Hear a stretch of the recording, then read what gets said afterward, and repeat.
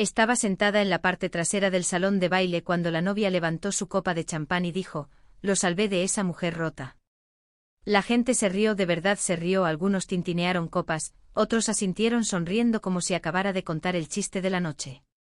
Podía sentir mi cara arder, no de vergüenza, sino por el calor de cada recuerdo enterrado que subía a la superficie.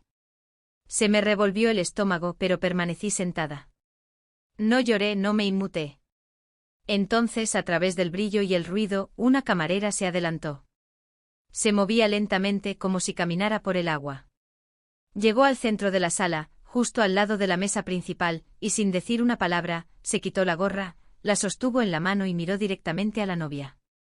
«Soy su hija», dijo, «y tengo algo que decir». La risa cesó. El rostro de la novia palideció, drenado de todo color. Su boca permaneció abierta, pero no salieron palabras, solo silencio, un silencio puro y agudo. Y fue entonces cuando todo cambió.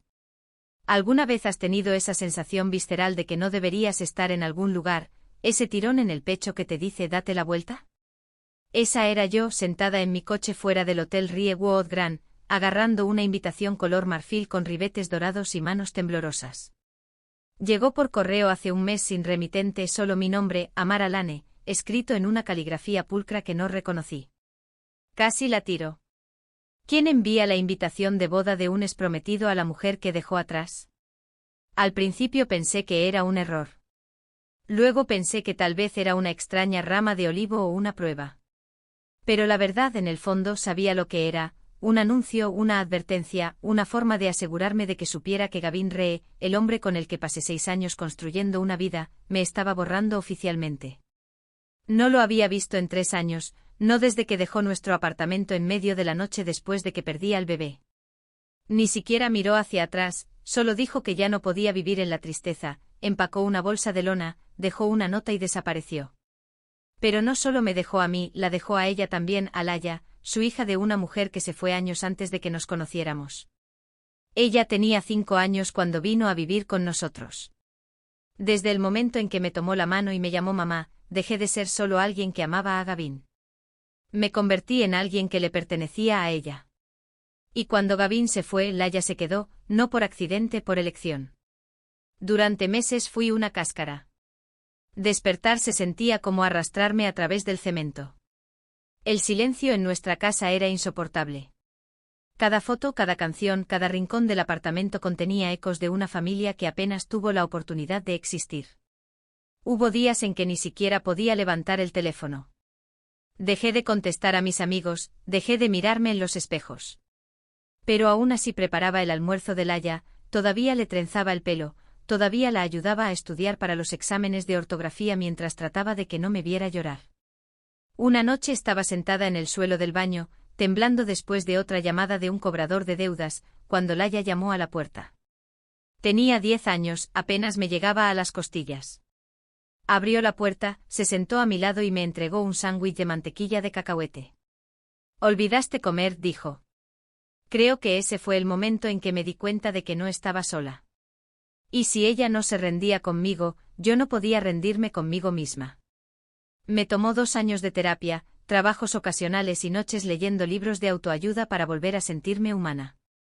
Pero poco a poco encontré partes de mí misma que había olvidado que tenía. Empecé a diseñar de nuevo sitios web, logotipos, cualquier cosa que pudiera conseguir como freelance. Nos mudamos a un lugar más pequeño, más cerca de la escuela de Laia. Incluso volví a reír, risas de verdad, del tipo que sientes en las costillas. Eran raras. Vinieron cuando llegó la invitación. La dejé en la mesa de la cocina durante días. Laia fue quien finalmente la cogió y la leyó en voz alta. Su voz no tembló. «Deberías ir», dijo. «No por él, por ti». «¿Para qué?», pregunté agotada. «Para que pueda verlo empezar una nueva vida con alguien más guapa, más rica». «No», dijo. «Para que vea lo que perdió». La miré. 16 años ahora, más sabia que yo a su edad, y de repente me di cuenta de que no solo estaba hablando de Gavin. Estaba hablando de mí. Todavía me trataba a mí misma como la versión rota que él dejó. Pero ella veía a alguien más fuerte. Así que dije que sí. El tío Joe, me ayudó a criarme después de que mi madre falleciera, accedió a llevarnos. Nunca le gustó Gavin. Decía que su sonrisa llegaba con demasiada facilidad y que sus ojos permanecían demasiado quietos. Le pedí que se sentara en la última fila conmigo. No quería que me vieran, solo estar allí, solo visible. No sabía a qué me enfrentaba. Esperaba incomodidad, tal vez algunos susurros. Lo que no esperaba era una trampa, una humillación escenificada, vestida de encaje blanco y lámparas de araña doradas. Pero llegaré a eso porque antes de que se cogiera el micrófono, antes de que se levantaran las copas y las mentiras se derramaran como champán, me quedé en ese salón de baile. Miré al hombre que solía amar y me di cuenta de algo que no había dicho en voz alta hasta ese día. Él no me rompió, él abandonó las piezas, y yo me recompuse sin él. La boda era todo lo que se puede esperar de alguien desesperado por demostrar que su vida era perfecta. Lámparas de araña de cristal colgaban como lágrimas de cristal del techo abovedado. El pasillo estaba flanqueado por orquídeas blancas importadas. Cada servilleta estaba bordada con monograma. Incluso el cuarteto de cuerda parecía tocar con una especie de precisión presumida. Me quedé en la puerta más tiempo del que debería, tratando de mantener la respiración uniforme. Laia ya había desaparecido en la cocina para presentarse a su turno.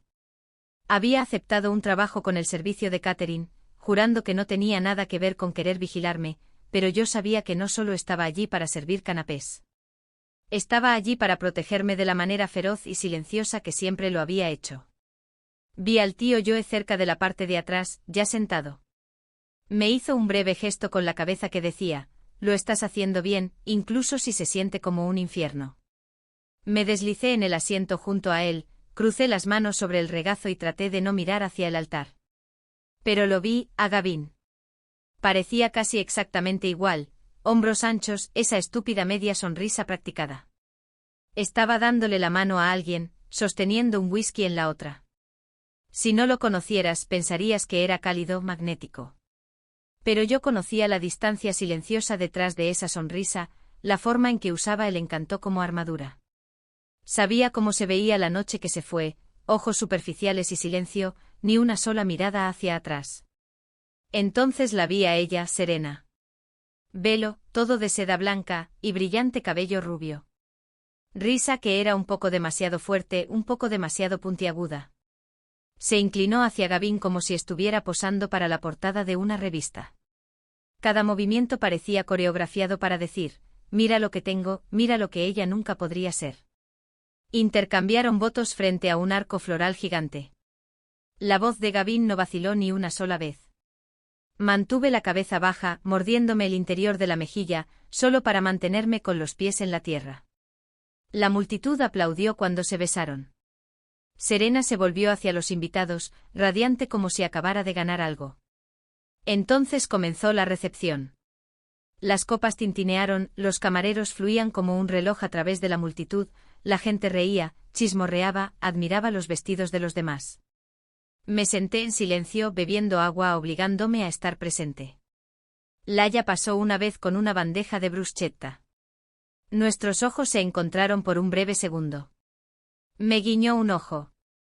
¿Estás bien?, susurró el tío Joe. Todavía respirando, dije. Luego vinieron los brindis, el padrino o la dama de honor, un primo, todas las historias habituales. Como Gavin era un gran tipo, como Serena lo había convertido en un hombre mejor. Casi logré desconectar hasta que escuché su voz. Quiero decir algo. Era Serena, de pie en la mesa principal, sosteniendo una copa de champán. Sus ojos brillaban con las luces, pero había algo más agudo detrás de ellos. No miró a Gavin, miró a la multitud, y luego a mí. Cuando conocí a Gavin, era un buen hombre, pero estaba herido, dañado por alguien que no sabía cómo amarlo bien. Una mujer que estaba demasiado rota para darse cuenta de lo afortunada que era. Me quedé helada. Mi piel se puso caliente y fría al mismo tiempo. Las palabras me golpearon como una bofetada en una habitación silenciosa.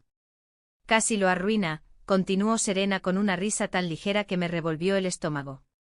Pero lo salvé. Lo curé. Y hoy finalmente está donde pertenece. Siguieron risas, risas reales. La gente brindó, las copas tintinearon, algunos incluso aplaudieron. El tío Joe murmuró algo por lo bajo. No podía moverme. Cada parte de mí gritaba que me levantara, que hablara, que gritara incluso. Pero no lo hice.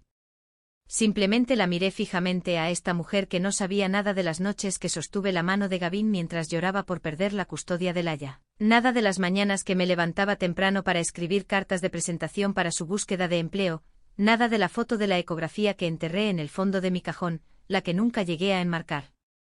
Ella no lo salvó, simplemente llegó después de que él ya hubiera huido. Y fue entonces cuando noté el movimiento cerca de la cocina. Una de las camareras había dejado de caminar.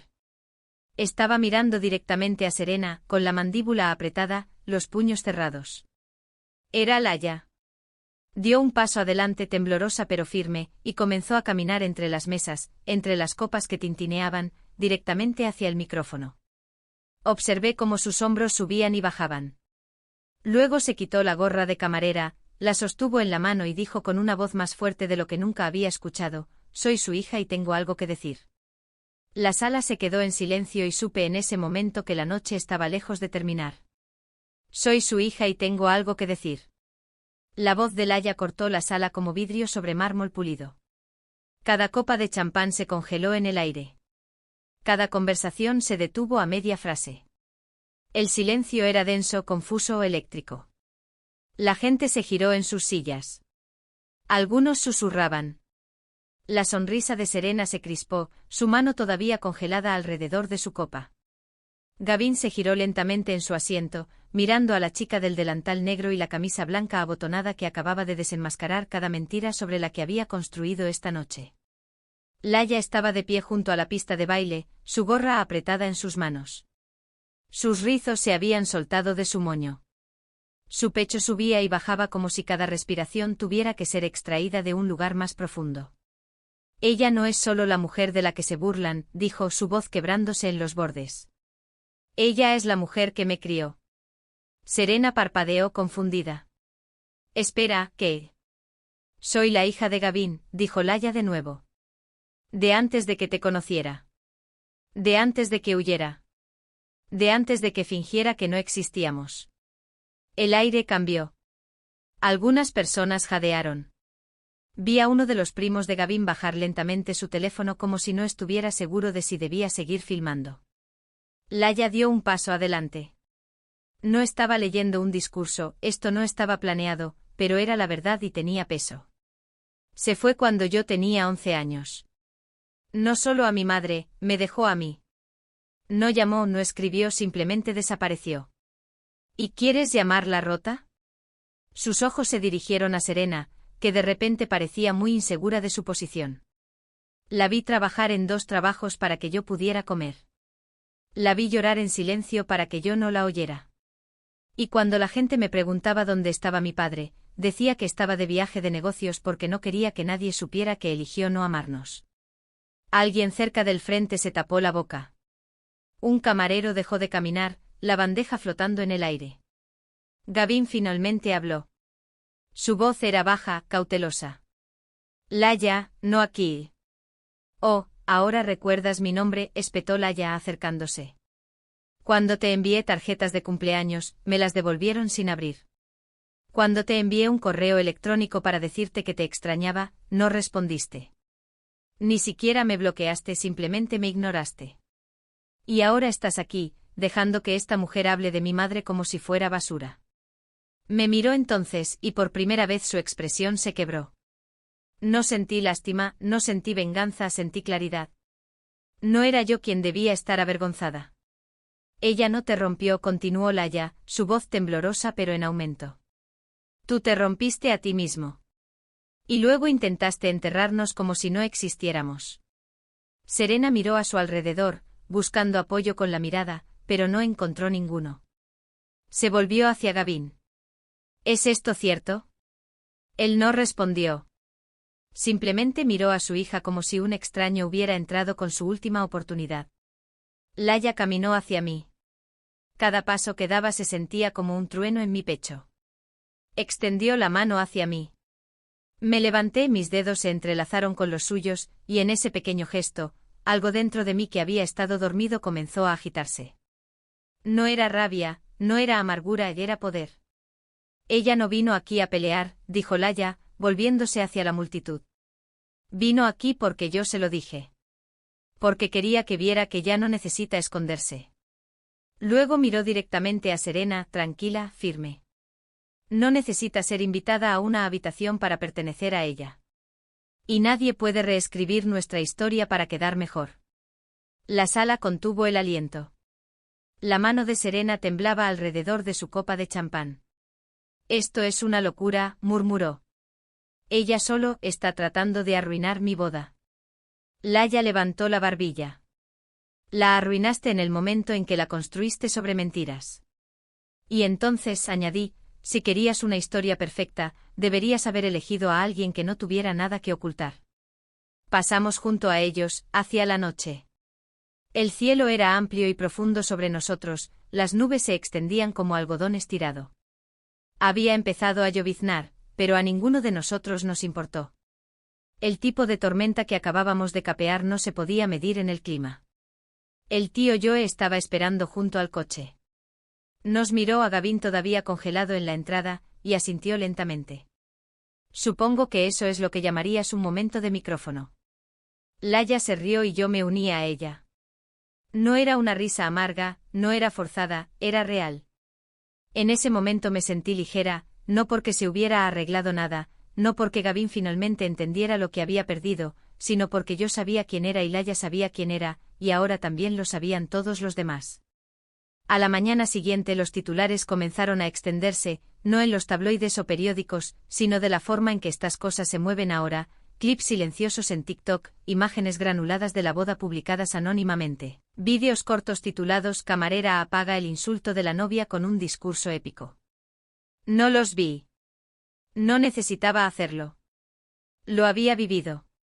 La gente me envió mensajes, amigos de los que no había tenido noticias en años. Algunos se disculparon por perder el contacto cuando las cosas se vinieron abajo. Otros simplemente dijeron, fuiste muy valiente.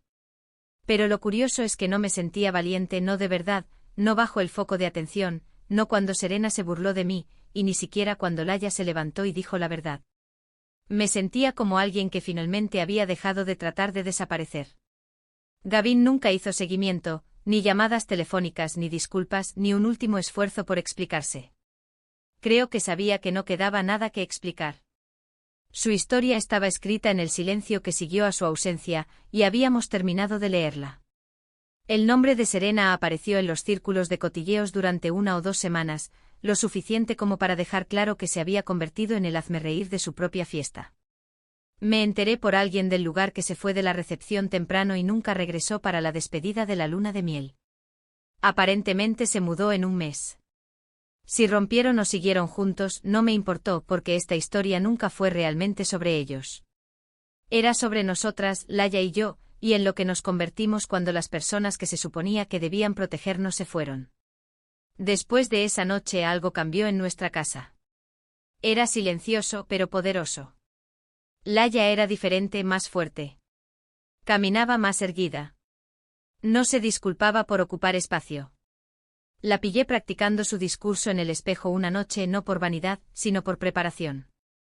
Me dijo que estaba pensando en empezar un podcast para chicas que piensan que no tienen voz. Y yo también comencé algo. Siempre había tenido miedo de hablar públicamente sobre lo que pasó. Hay vergüenza en ser abandonada. La gente te mira como si fueras contagiosa, como si tu dolor fuera una advertencia. Pero después de la boda me di cuenta de algo, no era débil porque me rompí, era fuerte porque me reconstruí. Así que comencé a escribir de nuevo, primero solo notas, luego ensayos. Envié uno a un blog de padres. Se publicó. Los comentarios llovieron, madres, hijas, mujeres que nunca había conocido, todas diciendo lo mismo, gracias por decir lo que yo no podía decir en voz alta. Eso se convirtió en un blog, luego en un pequeño grupo comunitario. Unos meses después registré una organización sin fines de lucro, The Second Thread, un espacio para mujeres que se recuperan del abandono, el divorcio, el abuso emocional. Organizamos círculos, brindamos asesoramiento, las ayudamos a escribir sus historias, literal y figurativamente. No esperaba que se convirtiera en lo que se convirtió. Solo quería ofrecer a las mujeres un espacio donde el silencio no fuera la única opción. Pero la parte más poderosa de todo esto no fue el cierre público. Fue un momento tranquilo en nuestra cocina una noche de enero. Estaba lavando los platos. Laia estaba sentada en el mostrador, hojeando su cuaderno con las piernas colgando del taburete. Levantó la vista hacia mí y dijo de la nada: «Sabes, solía desear que mi verdadera madre se hubiera quedado». Mis manos se detuvieron en el fregadero. «Pero ahora lo entiendo», dijo. «Tal vez se fue porque se suponía que yo terminaría contigo». No dije nada. No pude. Simplemente me di la vuelta, me sequé las manos y la abracé tan fuerte que creo que la inhalé. A veces la vida no te da la historia que pensabas que querías. A veces arranca páginas a la mitad del capítulo y te deja adivinando el final. Pero a veces cuando luchas, cuando amas con fuerza, cuando te quedas, obtienes algo mejor. Tienes la oportunidad de escribir una nueva historia. Y la mejor parte es que no necesitas el permiso de nadie para empezar.